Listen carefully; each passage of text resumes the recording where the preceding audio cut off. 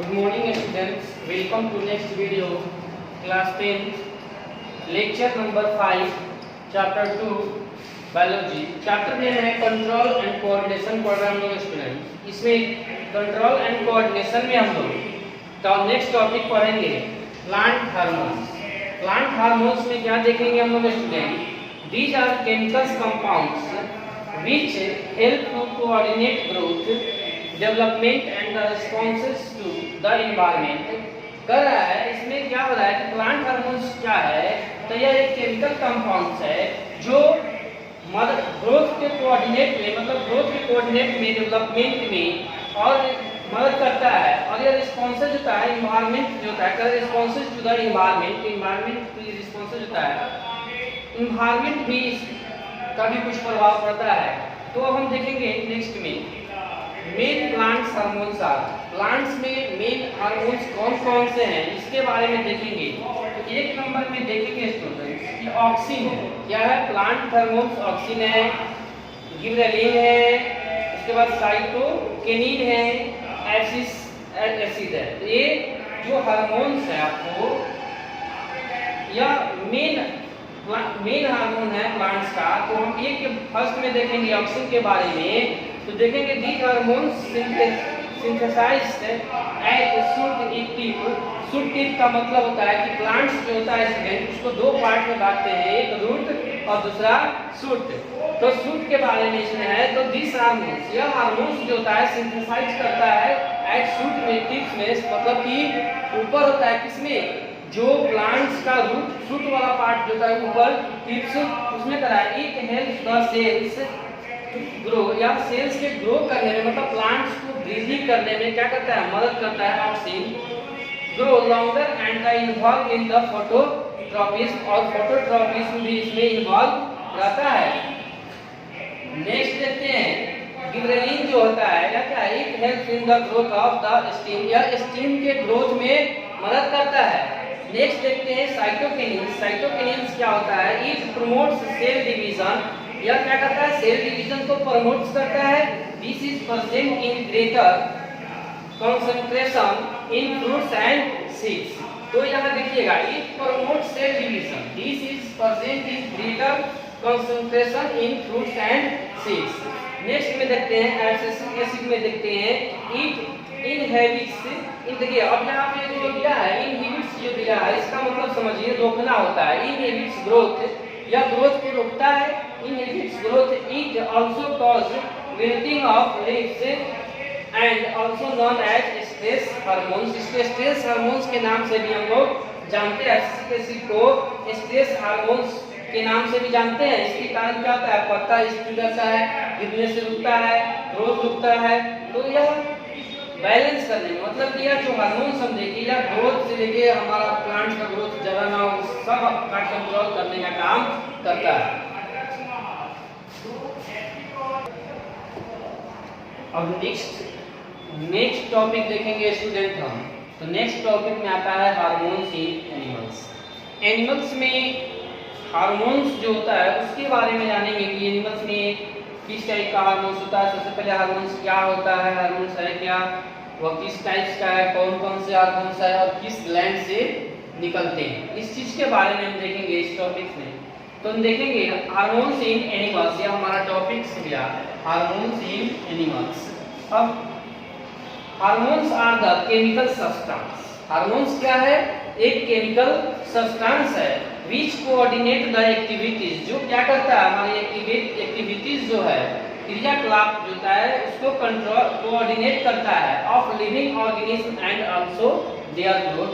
मतलब कि सजीव में, सजीव प्राणी जो होता है, सजीव प्राणी में यह क्या करता है, सजीव प्राणी का जो एक्टिविटीज होता है उसको यह कोऑर्डिनेट करता है और उसके ग्रोथ में भी यह मदद करता है, उसको भी कोऑर्डिनेट करने का काम करता है। अब देखते हैं इंडोक्राइन ग्लैंड। यहाँ पे देखेंगे इंडोक्राइन ग्लैंड्स। तो इंडोक्राइन ग्लैंड्स में देखेंगे these glands secrete their product into the blood and the main organs for the releasing the hormones। यह क्या है, हार्मोन्स रिलीजिंग करने का मेन ऑर्गन्स जो है। अब यहाँ नेक्स्ट नीचे देखेंगे स्टूडेंट्स कि the list of endocrine glands, endocrine glands कौन कौन से हैं उसको देखेंगे विद द हार्मोन्स, और उससे कौन कौन से हार्मोन्स निकलते हैं, नेम एंड देयर फंक्शन, और उसका फंक्शन क्या है। तो यहाँ हार्मोन्स इंडोक्राइन ग्लैंड्स में कौन कौन आते हैं और उसमें से कौन कौन से हार्मोन्स निकलते हैं और उसका फंक्शन क्या है, कार्य क्या है, इस चीज के बारे में हम देखेंगे। तो हम सबसे पहले देखते हैं दो पार्ट में यहाँ डिवाइड किया गया है स्टूडेंट, एक क्या है फीमेल है और या मेल है। तो मेल और फीमेल में जो ग्लैंड्स होते हैं उसके बारे में देखेंगे। तो इसमें देखेंगे कि हाइपोथैलेमस ग्लैंड होता है, इसमें भी होता है हाइपोथैलेमस ग्लैंड, इसमें होता है पाइनल ग्लैंड्स होता है, इसमें भी होता है पाइनल ग्लैंड्स। अब इसमें पेनक्रियाज होता है, उसमें भी पेनक्रियाज होता है, इसमें पिट्यूटरी ग्लैंड होता है और फीमेल में भी पिट्यूटरी ग्लैंड होता है। थायराइड ग्लैंड्स मेल में भी होता है, थायराइड ग्लैंड्स फीमेल में भी होता है। पैराथायरॉइड ग्लैंड्स इसमें भी होता है, पैराथायरॉइड ग्लैंड्स फीमेल में भी होता है। मेल में थाइमस होता है, इसमें भी फीमेल में भी थाइमस होता है। अब देखेंगे पेनक्रियाज इसमें है, उसमें भी पेनक्रियाज है। टेस्टिस इसमें है, उसमें टेस्टिस नहीं है, टेस्टिस की जगह पे क्या होता है ओवरी होता है। तो यहाँ यही अंतर होता है कि इसमें टेस्टिस होता है और इसमें क्या होता है ओवरी होता है। इसमें देखते हैं एडर्नल ग्लैंड और इसमें भी होता है एडर्नल ग्लैंड। तो यह हम क्या देखें कि मेल और फीमेल में कौन कौन से ग्लैंड है। तो यहाँ पे एक टेस्टिस और यहाँ ओवरी का अंतर है, इसमें ओवरी होता है फीमेल में और मेल में क्या होता है टेस्टिस होता है। अब यह जो ग्लैंड्स है, इस ग्लैंड से कौन कौन से हार्मोन्स जो होते हैं निकलते हैं उसके बारे में देखेंगे। तो हम जानते हैं कि थायरोक्सिन जो होता है हार्मोन्स है जो निकलता है, तो थायरोक्सिन के बारे में अब हम देखेंगे।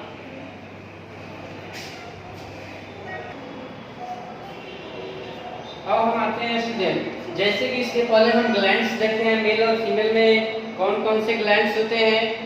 तो मनुष्य में जो ग्लैंड्स होते हैं उससे कौन कौन से हार्मोन्स निकलते हैं और उसका वर्क क्या है, फंक्शन क्या है, उसके बारे में देखेंगे। तो हम देखेंगे थायरोक्सिन। थायरोक्सिन जो एक हार्मोन है जो क्या है, this hormone is secrete by thyroid. या कहां से सेक्रेट होता है, सेक्रेट का मतलब होता है स्रावित होना, मतलब निकलना, बाय थायराइड, थायराइड से। और thyroid is located in neck, thyroid है कहां हमारे नेक, नेक जो है यहाँ पे नेक के पास लोकेटेड होता है। थ्रोट रीजन, किस रीजन में होता है वो, तो थ्रोट रीजन में होता है। It regulates the metabolism of carbohydrates, fats and proteins. यह इसको रेगुलेट्स करता है। तो कार्बोहाइड्रेट, फैट्स एंड प्रोटीन्स का जो मेटाबॉलिज्म होता है उसको यह रेगुलेट्स करने का काम करता है। नेक्स्ट में देखते हैं ग्रोथ हार्मोन्स। ग्रोथ हार्मोन्स का क्या करते हैं, तो this is secrete by pituitary gland. यह हमारे पिट्यूटरी ग्लैंड से निकलता है। और यह जो पिट्यूटरी ग्लैंड जो होता है इसको हम लोग मास्टर ग्लैंड भी कहते हैं। यह आप ध्यान दीजिएगा कि इस पिट्यूटरी ग्लैंड को हम मास्टर ग्लैंड से भी कहते हैं। कभी कभी एग्जाम में यह पूछ देता है कि मास्टर ग्लैंड जो होता है वह किसके लिए रिस्पॉन्सिबल होता है, तो उनको बताना पड़ेगा this gland is located in mid brain. यह कहाँ होता है, तो यह हमारा जो ब्रेन का फिगर आपको पिछले वाले लेक्चर में जिसमें बतलाए थे उसमें मिड ब्रेन जो बतलाए थे, तो यह मिड ब्रेन में होता है।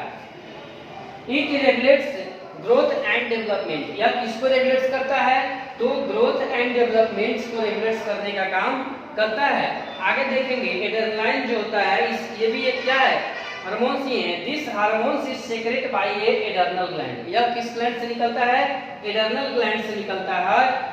The adrenal gland is located above the both kidney. Adrenal gland कहाँ होता है, हमारा जो दोनों किडनी होता है उसी के पास बीच में होता है, माने दोनों किडनी के पास ही होता है। It regulates blood pressure. या क्या रेगुलेट करता है, तो हमारे ब्लड प्रेशर को, हार्ट बीट को, कार्बोहाइड्रेट्स मेटाबॉलिज्म जो होता है उसको भी रेगुलेट करता है। कब, इमरजेंसी के समय, ड्यूरिंग इमरजेंसी, उस समय यह हमारे कार्बोहाइड्रेट का जो मेटाबॉलिज्म होता है कार्बोहाइड्रेट का, उसमें यह क्या करता है, हेल्प करता है। अब देखते हैं इंसुलिन। इंसुलिन भी एक हार्मोन है। This hormone is secreted bye pancreas. यह किससे निकलता है, तो पेनक्रियाज से निकलता है। The pancreas is located below stomach. यह कहाँ का है, स्टमक के में होता है। It reduce and regulates blood sugar level. यह क्या करता है, हमारा जो ब्लड शुगर का लेवल जो होता है उसको रिड्यूस करता है और रेगुलेट्स करने का काम करता है। अब हम देखेंगे स्टूडेंट सेक्स हार्मोन। तो सेक्स हार्मोन्स की चर्चा करेंगे। अब देखेंगे स्टूडेंट हम लोग सेक्स हार्मोन्स देखेंगे। तो सेक्स हार्मोन्स में क्या देखेंगे, सेक्स हार्मोन्स जो होता है दो तरह का होता है।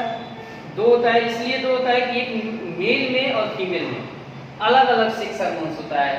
तो मेल में जो होता है वह उसको हम लोग क्या बोलते हैं, टेस्टोस्टेरोन बोलते हैं, testosterone in mail.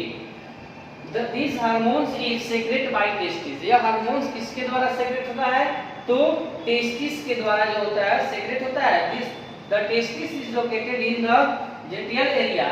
It is changes associated with puberty. अब देखिए या सेक्सुअल मैच्योरिटी, यह हार्मोन्स जो होता है बच्चों में नहीं निकलता है, जब वह मैच्योर हो जाता है, प्यूबर्टी एज में जब चढ़ता है, वह मैच्योर जब होता है, एडोलेसेंस की अवस्था में जब जाता है, तो यह हार्मोन सेक्रेट होना शुरू होता है। तो यह टेस्टोस्टेरोन कहाँ से सेक्रेट होता है, टेस्टिस से होता है। टेस्टिस कहाँ होता है, यह जेनिटल एरिया में होता है। अब it's changes associated with puberty, और प्यूबर्टी एज में जो जाता है वो, तो उसमें चेंजेस बहुत सारे चेंजेस होता है इस हार्मोन्स के द्वारा, टेस्टो हार्मोन्स के द्वारा। जैसे देखिएगा जब बच्चा जो होता है एडोलेसेंस अवस्था में जाता है, तो मूंछ का निकलना या जो गुप्तांग होते हैं वहाँ बाल निकलना, हेयर का आना, ये सब क्या है, चेंजेस है। बहुत सारे चेंजेस आपको देखने को मिलेगा मेल में। और फीमेल की बात जब हम करते हैं तो इसमें होता है एस्ट्रोजन हार्मोन्स निकलता है। तो estrogen in female, estrogen this hormones is the secreted by ovary. यह किसके द्वारा सेक्रेट होता है, तो यह ओवरीज जो होता है, ओवरी के द्वारा सेक्रेट होता है। Ovaries are located in lower abdomen area. यह कहाँ लोकेटेड करता है, तो लोअर एब्डोमेन एरिया में। It changes associated with puberty, मतलब प्यूबर्टी में बहुत सारे बदलाव से भी होता है, मतलब कि फीमेल में भी बहुत सारे बदलाव को देखने को मिलता है जब वो प्यूबर्टी एज में जाता है, मतलब एडोलेसेंस की अवस्था में वह जाते हैं। और जब उसमें एस्ट्रोजन हार्मोन्स होता है का स्रावित होना जब शुरू होता है, तो बहुत सारे चेंजेस उनमें देखने को मिलेगा, जो हम अपने दैनिक जीवन में भी देख सकते हैं। अब हम देखेंगे नेक्स्ट टॉपिक क्या है स्टूडेंट। द नेक्स्ट टॉपिक है इम्पोर्टेंस ऑफ आयोडीन। आयोडीन का जो इम्पोर्टेंस है इसके बारे में जानना है। तो हम जानते हैं अपने दैनिक जीवन में यह देखते हैं कि आयोडीन जो होता है हमको साल्ट से प्राप्त होता है। तो हम यहाँ लिख सकते हैं, यहाँ पे देख सकते हैं कि iodize salt is necessary. Iodize salt जो है हमारे लिए नेसेसरी है, क्योंकि because iodine minerals is essential part of thyroxine hormones secreted by thyroid gland. यह कहाँ से सेक्रेट होता है, थायराइड ग्लैंड से। So we must consume iodized salt which is necessary for proper working of thyroid glands. हमारा जो thyroid glands है उसको प्रॉपर वर्किंग के लिए हमको आयोडाइज्ड साल्ट चाहिए, मतलब आयोडीन युक्त नमक हमको खाना चाहिए। अब देखते हैं नेक्स्ट टॉपिक है डायबिटीज। तो स्टूडेंट डायबिटीज में क्या देखेंगे हम, तो डायबिटीज में देखते हैं कि diabetes is a disease. Diabetes एक क्या है, बीमारी है। In which blood sugar level increase, जिसमें क्या होता है हमारा जो ब्लड शुगर लेवल है वह इंक्रीज करता है, बढ़ता है। अब आगे देखते हैं नेक्स्ट में कॉज ऑफ डायबिटीज। डायबिटीज का कारण क्या है, तो this disease cause due to the deficiency of insulin. Insulin के डिफिशियंसी के कारण हमको यह बीमारी होता है। इंसुलिन हार्मोन्स को जो कहाँ से सेक्रेट होता है, पेनक्रियाज से सेक्रेट होता है, स्रावित होता है, निकलता है। अब देखते हैं कि ट्रीटमेंट ऑफ डायबिटीज। डायबिटीज का ट्रीटमेंट क्या है, उसका उपचार क्या है, तो इंजेक्शन। यहाँ लिखा है कि injection of insulin hormones can help in the treatment of diabetes. Diabetes के ट्रीटमेंट में जो होता है वह इंसुलिन का जो इंजेक्शन आता है वही हेल्पफुल होता है, मतलब उसी से क्या होता है, वह कंट्रोल होता है। अब हम आगे देखते हैं स्टूडेंट फीडबैक ऑफ मैकेनिज्म। अब देखते हैं स्टूडेंट हम फीडबैक ऑफ मैकेनिज्म। यह लास्ट टॉपिक है और चैप्टर आपका समाप्त हो रहा है। तो इसमें देखेंगे एक्सेस और डिफिशियंसी ऑफ हार्मोन्स। हार्मोन्स का एक्सेस होना मतलब ज्यादा होना या कमी होना has a harmful effect on our body. वो हमारे बॉडी पे उसका क्या होता है, हानिकारक प्रभाव पड़ता है। अगर हमारे बॉडी में ज्यादा एक्सेस मात्रा में हार्मोन्स का उत्पन्न हो या हमको जितना आवश्यकता है उससे कम हार्मोन्स हमको मिले, तो वह दोनों स्थिति में कम या ज्यादा दोनों स्थिति जो है हमारे बॉडी के लिए क्या है, हार्मफुल है, हानिकारक है। अब देखेंगे feedback mechanism makes sure that hormones should be secreted in precious quantity and right time. अब फीडबैक मैकेनिज्म जो होता है वह क्या बनाता है, तो हार्मोन्स को श्योर करता है, वह हार्मोन्स जो होता है उसको सही मात्रा में हमको प्राप्त हो, मतलब मिले सही समय पे और सही क्वांटिटी जो होता है प्रीसियस क्वांटिटी में और राइट टाइम पर सेक्रेट हो। इसलिए फीडबैक मैकेनिज्म भी क्या है, अति आवश्यक है। अब इस लास्ट टॉपिक को हम लोग देखें, यह चैप्टर आपका समाप्त हुआ। अब इस चैप्टर का जो आपको एनसीईआरटी सॉल्यूशन है वह आपको एनसीईआरटी सॉल्यूशन मिल जाएगा, उसको आप देख लीजिएगा। अब नेक्स्ट चैप्टर हम नेक्स्ट लेक्चर में शुरू करेंगे। थैंक्स।